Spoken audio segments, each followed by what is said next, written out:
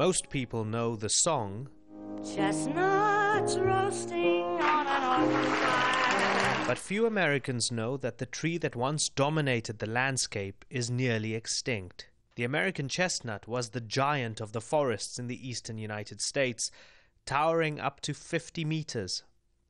It provided the first building materials for the early settlers' cabins, and the tree's nuts supplied food. But over 100 years ago, they started disappearing. Where 4 billion trees once stood, only 6,000 remain. The blight was caused by a fungus, Cryphonectria parasitica, that spread from imported Japanese chestnut trees in New York in 1904, and it has taken the trees to the verge of extinction. The fungus attacks the bark of the tree and causes a canker, which is defined as an area of dead bark.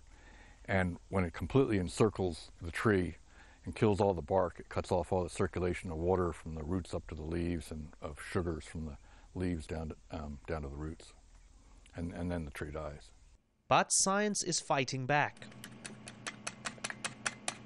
Biologists from the American Chestnut Foundation, deep in the backwoods of the Appalachian Mountains, are plotting the chestnut's return.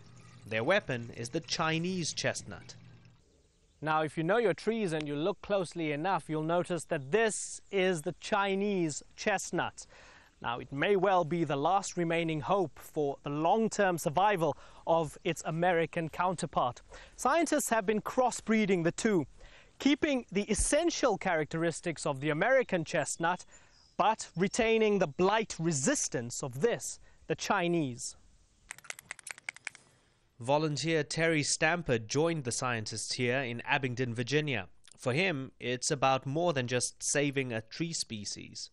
It's a passion developed, a labor of love. Once you get started doing it, it's a bug that bites you, I think.